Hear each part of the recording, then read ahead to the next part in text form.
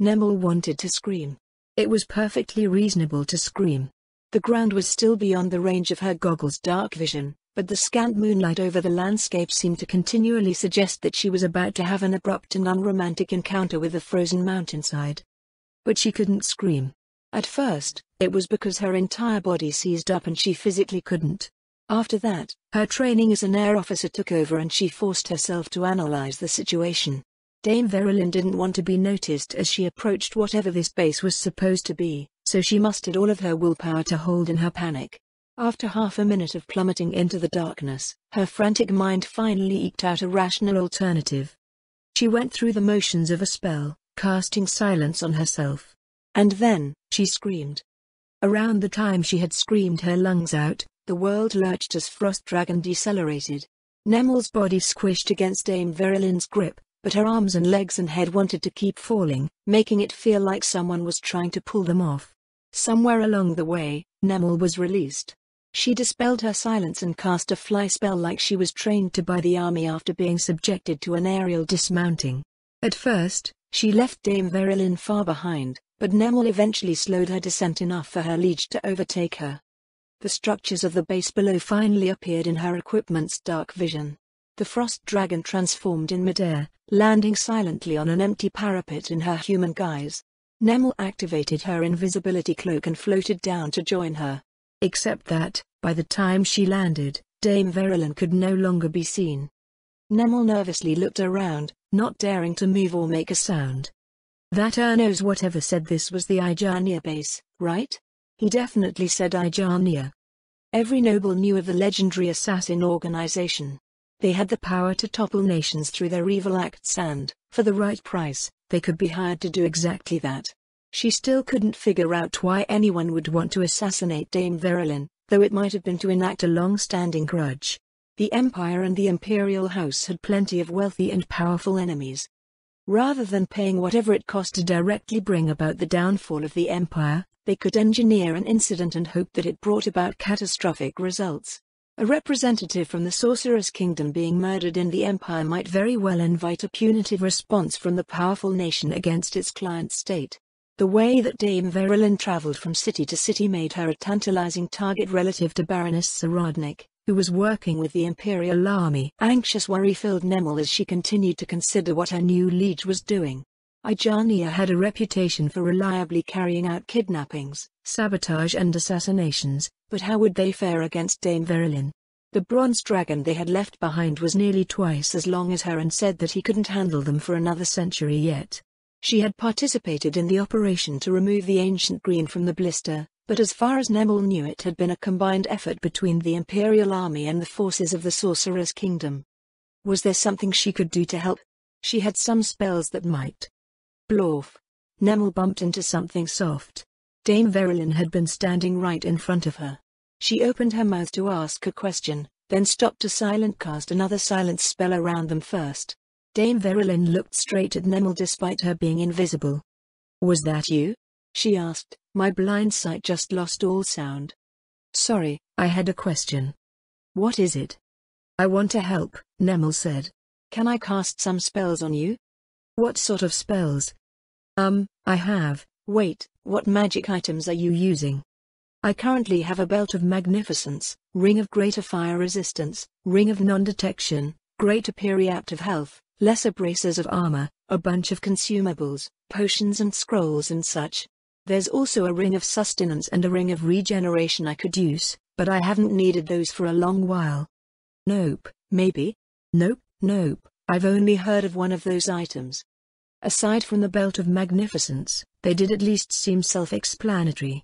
Since the Sorcerer's Kingdom was so much more advanced than the Empire, it probably had many magic items of greater potency than the ones that she was familiar with. "Reinforce armor won't do anything since you have lesser bracers of armor. You don't have anything like a shield, do you?" "I don't," Dame Verilyn replied. "Dragons don't use weapons, shields or the like." "Shield wall." Nemel tapped her chin, going through her short list of spells. With only a few months in the Imperial Air Service, she was far from done learning the basic repertoire of magic required of aerial mages. "What does your Belt of Magnificence do?" "It increases all of my attributes." Something like that exists? I've only heard of items that raised one attribute before now. Well, what about your dancer outfit? What about it? It must be a magic item as well, right? No, it's not actually an item at all, Dame Verilyn told her. It's just something that Lady Sheltier had me imitate.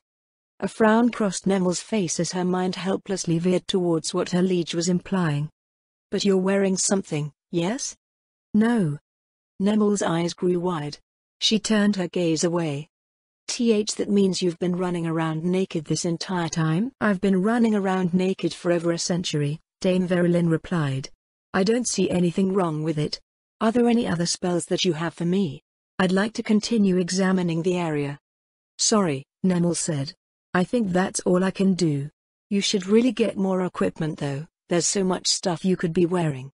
High-quality magical equipment that suits my needs appears to be rather rare in the Empire. I thought those items would be plentiful here given this country's reputation as a bastion of arcane advancement, but a few merchants suggested that the Imperial Army monopolizes most of the things that I'm looking for. They do. I just thought you'd have better items in the Sorcerer's Kingdom. Almost all of the items that Dame Verilyn wore were already beyond Nemel's immediate knowledge, so it felt strange that the Frost Dragon would come to the Empire and look for magic items. Nemel had no idea how much they had cost, so it was probably wrong to assume that the Frost Dragon had carelessly left herself unequipped. What made more sense was that she was saving up money from all of the adventurer commissions she had been doing to buy more pieces that she wanted when she got back home. Not in the public markets, Dame Verilyn said. Otherwise, I would have purchased them. The Adventurer Guild has some, however, so maybe I can get something when I come back from all this advertising. Or not. The Sorcerer's Kingdom was just too strange. Why would adventurers have greater access to powerful magic items than the government? No, according to Dame Verilyn, the Sorcerer's Kingdom's adventurers worked for the government, but still. Nemel shook her head. Thinking about it just caused more confusion. She would need to see things for herself when she got there. Right. What will you do now? I will test the quality of the individuals here. Test the quality? Nemel frowned.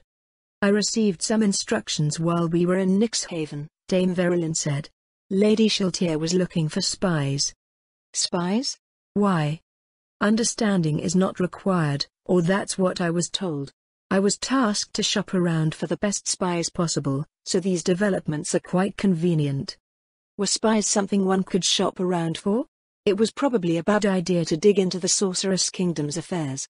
Nemel Gran was just the daughter of a minor house and had little to do with unfathomably powerful nations and their grand schemes. Nemel dispelled her silence spell and Dame Verilyn turned her attention back to the mountain complex. After several minutes, she nodded to herself before softly raising her voice in song.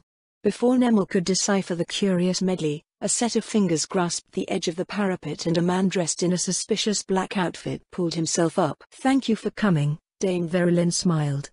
Anything for you, miss, the man nodded as he crouched down to speak with them. Dame Verilyn glanced at Nemel. Silence. Is this the Arjania headquarters? The Frost Dragon asked. Yep, the man replied. The founder herself came and had it built here. The legend of the 13 heroes was generally accepted to be true, but solid proof of their existence was scarce. Even their names for the most part had been lost to time and their identities were more characters in the tales than those of real people. So Ijania was really named after one of the 13 heroes? Nemel asked. She shifted back as the man turned a cold stare at her. This is one of my minions, Dame Verilyn furrowed her brow at the man. Be nice to her. Of course, the cold stare melted away. Ijania was the founder, yeah. She was one of the heroes gathered to fight the demon gods. Wasn't just 13, though. I don't know how people come up with that number. Does that mean you're all descended from Ijania? That might be big trouble if they were.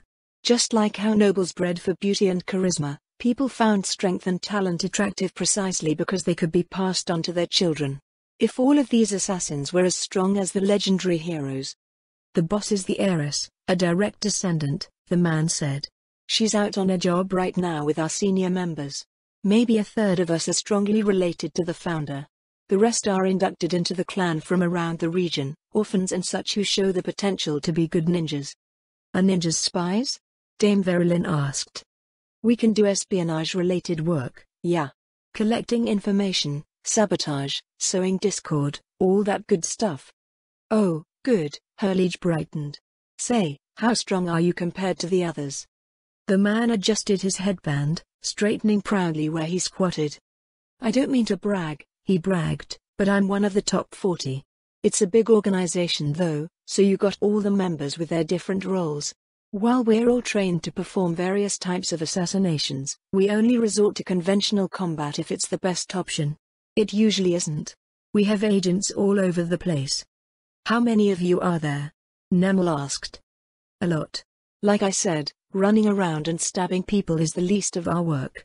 The only espionage network more expansive than ours is the one operated by the Windflower Scripture. Who are they? The Scriptures of the Slain Theocracy's Special Forces, he told her. I guess you could say that the Windflower Scripture is the conventional intelligence agency of the Slain Theocracy. People that watch, listen and deliver information. They perform reconnaissance for the other scriptures as well. The Clearwater Scripture is the more intrusive branch of the Theocracy's spy operations. Diviners, infiltrators, saboteurs, that sort of thing. Nemel barely knew anything about the Slain Theocracy, never mind their secret stuff. Dame Verilyn tilted her head with a thoughtful look. If they're better than Ijania, she said, maybe I should get spies from them instead. It's not as if they're better, the man said defensively. Just bigger. They have the official backing of the oldest and most powerful human nation in the region, after all. Ijania does the work of both the Windflower and Clearwater Scriptures. Well, except for the magic caster part. I see, Dame Verilyn said. Maybe I'll pick your group, after all. The man settled on his heels with a satisfied look. Was this shopping for spies? Nemel hadn't known Dame Verilyn had literally intended that.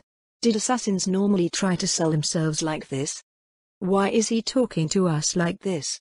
Nemel asked. Aren't assassins supposed to be super sneaky and stuff? Because I charmed him, Dame Verilyn answered. Is it okay to say that right in front of him? Her liege turned to look at the man. Do you mind being charmed? Not at all, miss, the man leered at Dame Verilyn. You can charm me all day if you want. More than that, if you get what I mean. I get it. Nemel waved a hand at him. So this is what you're going to do? Charm them all? That seems like a bother, Dame Verilyn replied. I was told to shop for spies and now I've found them. Reaching into one of her magical containers, Dame Verilyn produced a scroll. The parchment went up in a burst of azure flame. Her liege raised a hand to her ear as she usually did when conversing through a message spell. A half-minute later, an inky black hole formed in the air before them. Nemel hid behind Dame Verilyn's shoulder, staring at the strange sight. Trepidation turned to awe as a pale young woman stepped out of the darkness and onto the frost-slicked stones before them. Dame Verilyn was by far the most beautiful woman that Nemel had ever seen, but the new arrival eclipsed even her. She was a perfect doll come to life, adorned in voluminous fabrics of peerless craftsmanship and incalculable value.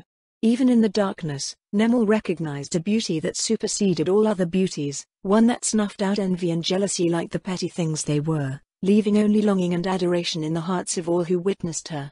A world-class beauty. 6 voluptuous women in diaphanous alabaster silks trailed in her wake. Dame Verilyn lowered her head in a deep curtsy. Nemel hastily followed suit. Lady Shiltir, her liege offered her greetings. Lady Shiltir did not reply, instead turning her glowing crimson gaze on the man squatting nearby. Her silvery voice delicately traced its way through the air. He really does look like a ninja. A delicate frown turned her lips. Something is off, though. Aren't ninjas supposed to be higher level? I've never seen a ninja before, my lady, Dame Verilyn said. I'm just going by what he said. You're a ninja, right? I am, the man nodded. MMH. He also said something about their organization being the best in the region, Dame Verilyn added. I've only spoken to this one man, however. Knowing how humans are, it would be best to verify his claims. The man abruptly flew as Lady Shiltir took his arm and casually tossed him into the hole in the air. It dissipated into nothingness a second later. I see, Lady Shiltir said. Then let us get some more of them, shall we? Nemel dangled a leg over the icy parapet, trying to figure out whether she could safely drop down to the walkway below. Lady Shaltir and her attendants had already hopped down and were making their way to a set of stairs leading to the yard behind the wall. She didn't want to use mana casting a fly spell just in case she needed it for some other reason. A gasp escaped her as something grabbed her ankle and pulled her down. Nemel found herself gently cradled in Dame Verelin's arms a moment later. Her liege continued to carry her, moving on swift steps to catch up with Lady Shaltir. You can put me down now. Are you sure? Humans have all sorts of issues with icy surfaces. Actually, your race is terrible at negotiating many types of terrain. Nemel nodded. She adjusted her uniform as they followed Lady Shaltir, who stopped to turn a questioning look at Dame Verelin. Where are we going? She asked. The next one is standing by the tower at the end of this wall, my lady, Dame Verelin answered. They're not very good if they haven't noticed us yet. The tower in question must have been over 50 meters away. Without some way to see in the dark, it wasn't unreasonable for a human sentry to miss them from that distance. Well, whatever, Lady Shaltir looked at one of her attendants. You, go get that one. How is she not frozen in that? They were high up in the mountains and snow blanketed the slopes below the wall.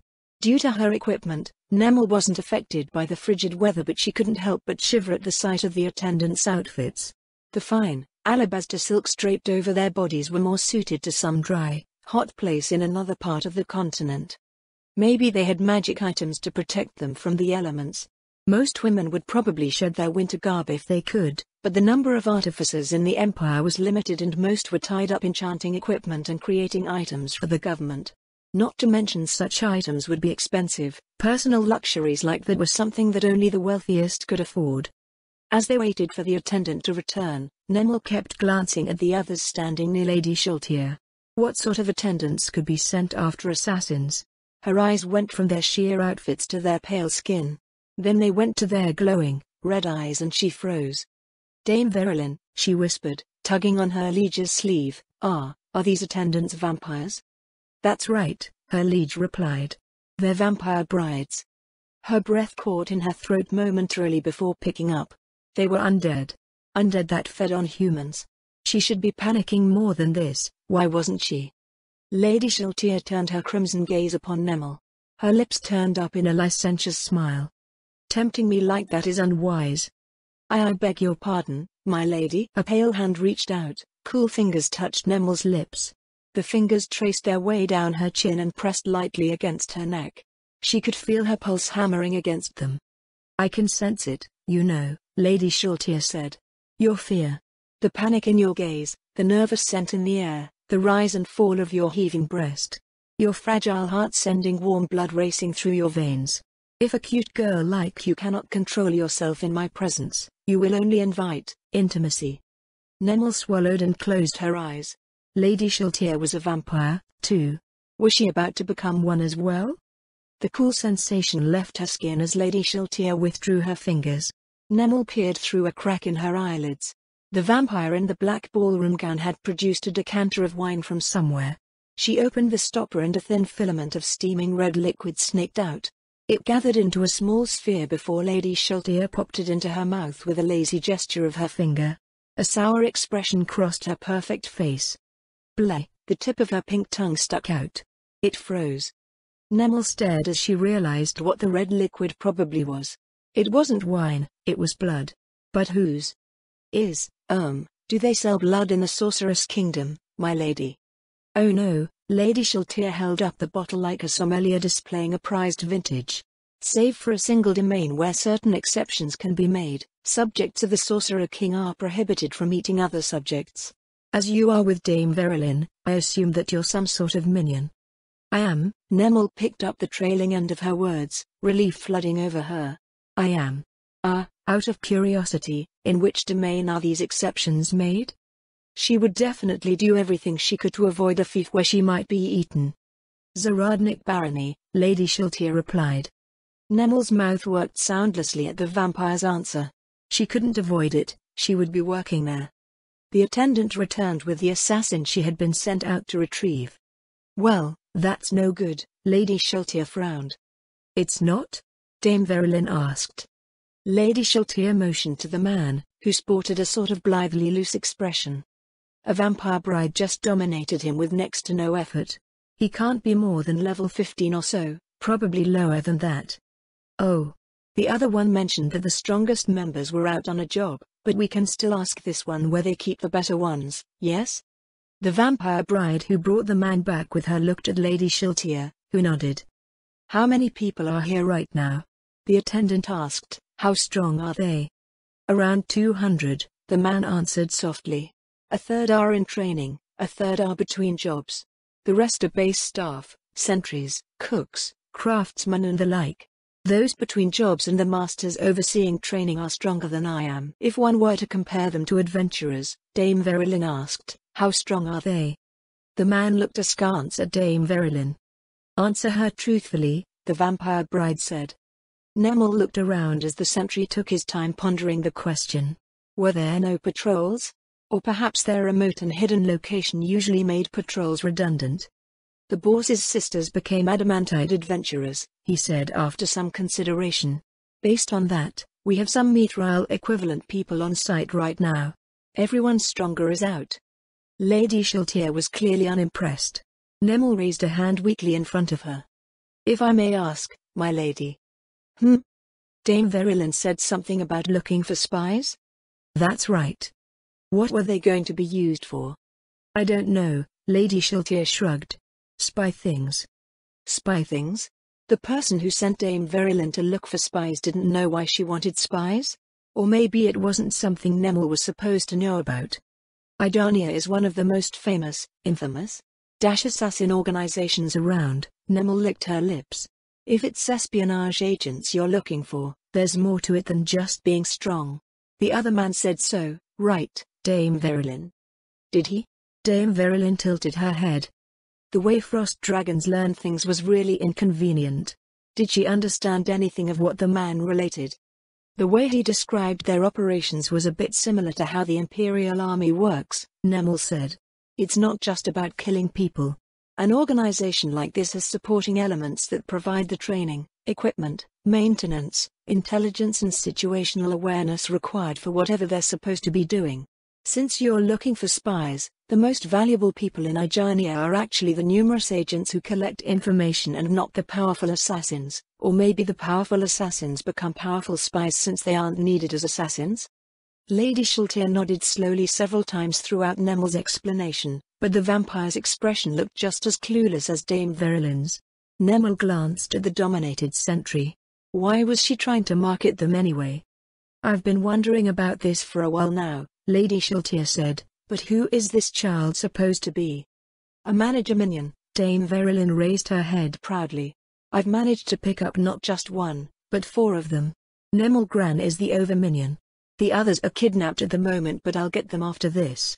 Has Ludmilla seen them? She did before she left for her other task, my lady, Dame Verilyn replied. There weren't any problems with Miss Gran. What about the others? Lady Zaradnik said that there are some issues with them, but it shouldn't be anything that can't be fixed. Considering that they're from the Empire, I think it's a respectable result. What was that supposed to mean? And what was wrong with the others? Was Lady Zaradnik really just a baroness? For a minor noble, her opinion carried far too much weight. Well, if Ludmilla didn't sense anything terrible, I left her in charge of that whole end of things, too. Since this child said so, I suppose we'll take all of the people here. Lady Shiltier nodded to herself, then turned to speak to the sentry. Is there some way to bring everyone to us? She asked. There is, the man answered. This way. He led them down the stairs to the courtyard, bringing them over to the gatehouse. Along the way, another sentry spotted them.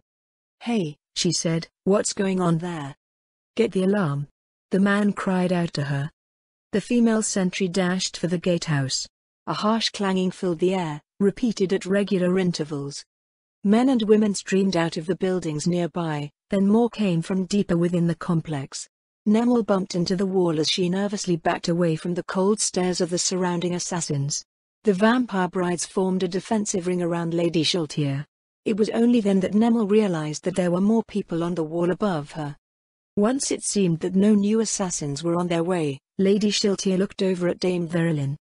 Can you give them some sort of recruitment speech? Me? Well, all right. Ahem. A figure thudded to the ground in front of them, sending a cloud of powdery snow into the air. The ring of assassins drew back as one. Before them, a powerfully built man in shining plate armor rose from where he had landed. Who? Lady Shiltier furrowed her brow. Nemel stared up at the new arrival. Atop a 2-meter-tall frame, an absurdly handsome face with a brilliant smile looked out from under an open helm with swept-back wings. The bronze plates of his armor gleamed in the flickering torchlight. By all appearances, he was a paladin, but she noted nothing that indicated his order or faith. Even his sword is bronze. Wait a minute. I said no thanks. Dame Verilyn cast an irritated look at the man. But how could I just stand by and witness this iniquity? The man replied, 200 against barely a handful of fair maidens is hardly fair. I suppose it is unfair, in a way. Fret not, Dame Verilyn. The man who was probably knows whatever declared in bold baritone, while you may be white, your cause is just. Let us take these foul reprobates to task. You were, itchy. How can he say something like that? He seems to be acquainted with you, Lady Shiltier said. I'm starting to wish he wasn't, Dame Verilyn muttered darkly, then switched to a more pleasant tone. Ireniciphilia, I believe you're misunderstanding something. We're here to take these fellows with us. With you, I see. So you mean to try them for their crimes? I believe that your commitment to due process is admirable, but their guilt is abundantly clear. Let us not waste the precious time and resources of better beings in pursuit of the obvious. I know that's the way you bronzes are, but we're not here for that either. We will be employing them. I was just about to make them an offer. Ireniciphilia lowered his gleaming blade, turning to face them with a frown on his tan face. Did you not say that they kidnapped some of your minions? Yes, they did. So how does that thing lead to this other thing? That's a bit of a long story, but that thing led me to this other thing which happened to line up nicely with another thing. I'm afraid I don't understand. Understanding is not required. Oh, you remembered what I said, Lady Shiltier smiled. You've become a very good listener. It's more that I can't ever forget what you said, Dame Verilyn smiled back, but thank you, my lady. What shall we do now? Nothing changes, the vampire said. We still have to take these people back with us. No. Dame Verilyn stepped away from Ireniciphilia. The smile slid off of Lady Shiltier's face. No? No. Fervor rose in the man's voice. I will not allow it. I was willing to look past the fact that there are seven vampires here, but that was because I believed that you were Dame Verilyn's allies and had come to deliver justice to these evil assassins. Ireniciphilia, Dame Verilyn said, I suggest that you return to your domain in Veneria. Your cause is, what am I saying? It's not as if you can just leave. Of course not. Ireniciphilia replied sternly, if you mean to side with these vile criminals, employ, Dame Verilyn corrected him. That is no better. It makes you no different than the fiends who have commissioned them in the past. I will not stand by while you. Ireniciphila's head fell to the ground. His torso, however, flew through the air. From the waist down, he continued to stand until the long rope of entrails stretching off into the morning gloom nearly reached its limit. Dame Verilyn stomped on one of his slerets and the intestines grew taut, eventually going loose again. The legs fell over with the clanking of metal plates as the innards attached to them flopped down over the courtyard. Why did I have to listen to all that? Lady Shiltier lowered her left hand. Dame Verilyn, the next time you know if someone will be wasting my that's interesting. With Ireniciphilia thoroughly dead, the detached head of the bronze dragon returned to its original form. Nearly 3 meters long, it occupied the space between their party and the surrounding assassins. Half of the encirclement backed away as the rear third of the dragon grew to fill their side. Dame Verilyn cleared her throat. Her face lit up into an enchanting smile. Now, where was I? Yes, dear assassins of Ijarnia, I come to you with an offer. You may either accept terms of gainful employment with the Sorceress Kingdom, or you can be swiped out of existence like this fellow here. The sharp, metallic stench of the dead bronze dragon punctuated Dame Verilyn's offer. The surrounding assassins dropped their weapons to the snow. That was quick. A disappointed look marred Lady Shiltier's impossibly perfect face. Are you sure you don't want to fight? Just a little bit? We might have a reputation when it comes to our work, an elderly man said, But that reputation doesn't help Hygienia if the clan is destroyed. Drat, the vampire clicked her tongue. In that case, pack up your things, you're all moving out. Come back here when you're ready. Hanzos. 5 figures appeared out of the darkness. They looked vaguely similar to the surrounding assassins, and the men and women of the complex stared as the Hanzos lined up before Lady Shiltier. Ensure that no one escapes, Lady Shiltier told the Hanzos. If they try, bring them back here. The Hanzos vanished in a blink and the assassins dispersed, leaving Nemel, Dame Verilyn, Lady Shiltier and her 6 vampire brides standing over the remains of Irena's Affiliae. Dame Verilyn came over to stand beside Nemel. Glittering turquoise eye seemed to measure Nemel for a moment before her liege addressed her in a quiet voice. You said something about bronze dragons sounding like good dragons, Dame Verilyn said. Do you still believe that to be true? Well, yes, Nemel replied. You said that they're all about order, justice, righteousness and that sort of thing. He even came down to help, thinking that we needed it. I don't understand why he was killed. You didn't think anything strange of him just before his end? Nemel frowned at the bronze dragon head in front of them. A few of Lady Shiltier's attendants had gone off to find the upper part of the corpse, following the length of intestine stretching into the distance. He didn't like what you said about employing Hygienia, Nemel said, so he stood up for what he thought was right. Indeed, Dame Verilyn nodded. That is the nature of a bronze dragon. But what's wrong with that? Standing for what you believe in is an admirable thing. It's rare for people to be brave like that. Most just look away or try to justify why they shouldn't act if things become frightening or inconvenient. The portal of a gate appeared nearby. 4 vampire brides stepped out of it, making their way over to carry Irena's Affiliae's head away. For Irena's Affiliae, Dame Verilyn told Nemel, it had nothing to do with being brave. As I said, it is a bronze dragon's nature. That's why I stopped trying to convince him to leave, because he couldn't. Why not? Nemel looked over at her liege with a frown. He could have just changed back into a dragon and flown away once he understood that he couldn't win. You're thinking like a human again. I am a human. Dame Verilyn fell silent, looking over at the assassins moving their belongings out of their homes. What I meant was that you are considering Irena's Affiliae as if he were a human, she said after several moments, as most humans are wont to do with other races. But he's not.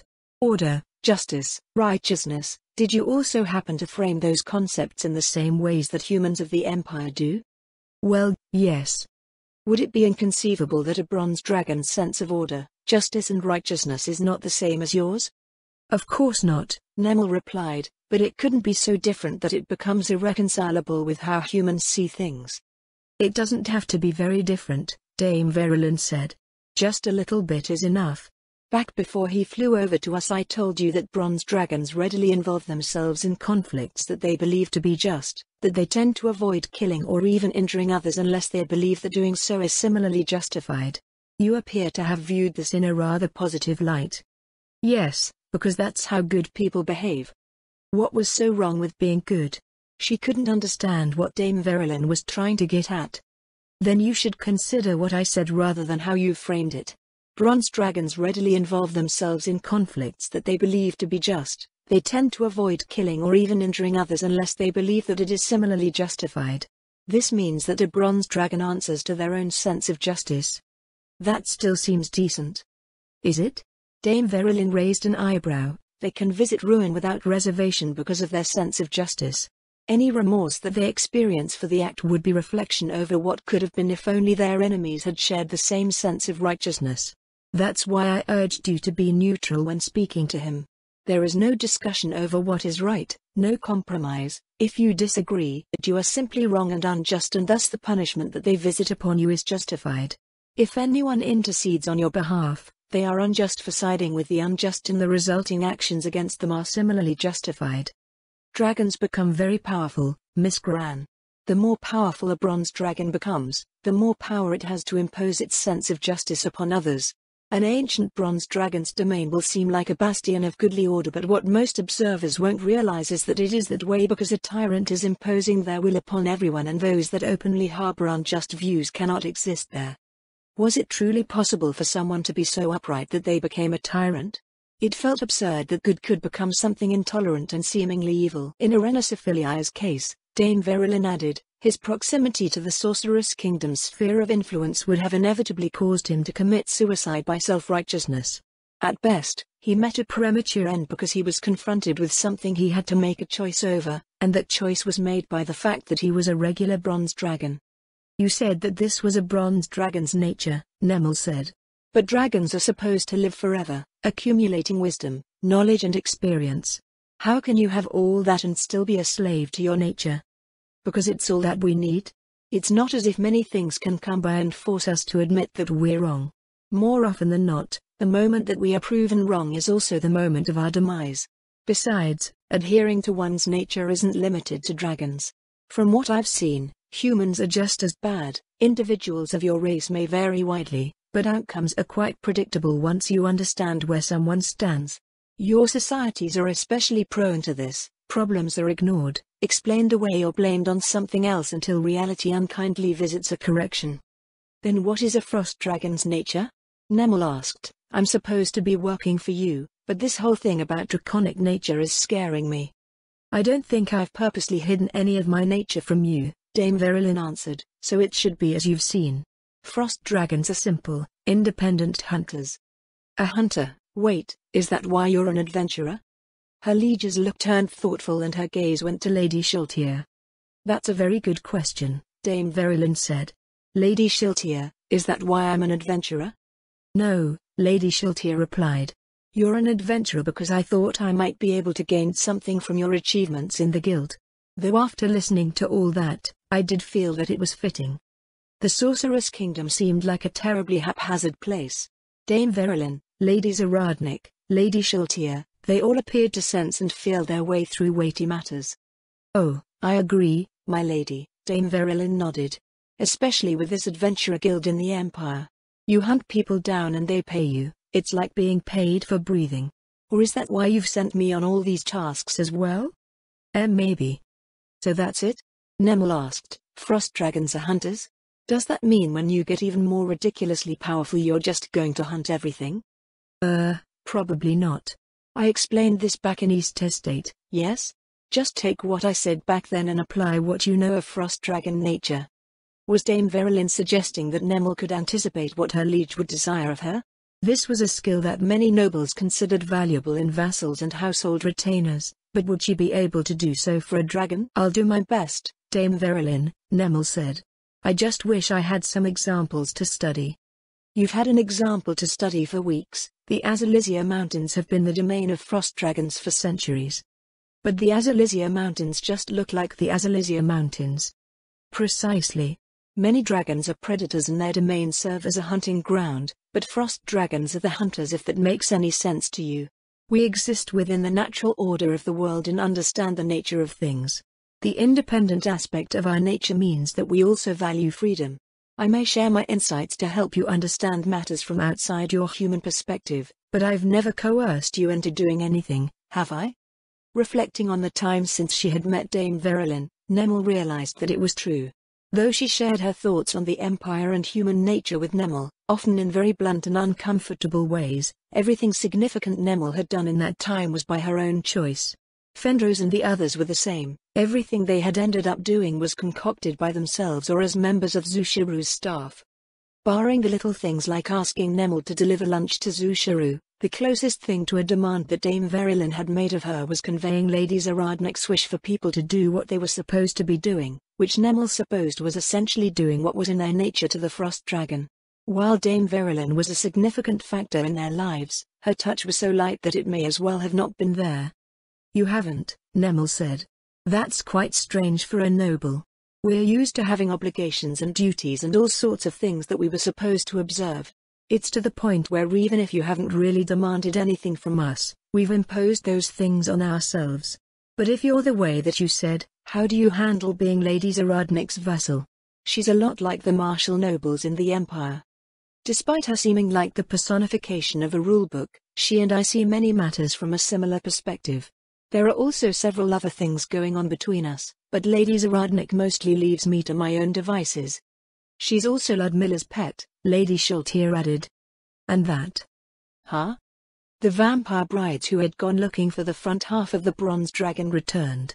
One of the Hanzos was carrying the entire thing back over its head while a pair of attendants gathered up the entrails as they went along. The rest of Irena's Ophelia went into the gate, which closed shortly after. All that remained of the ill-fated dragon was his blood soaking the snow of the yard. What was that about being a pet? Ilishnish is Ludmilla's pet, Lady Shaltir told her. I arranged for it. By the way, aren't they perfect together? How is that possible? Nemel looked back and forth between Lady Shaltir and Dame Verilyn. The Empire's veteran beastmasters and dragoons can handle griffins at best. There's no way that anyone could tame a dragon.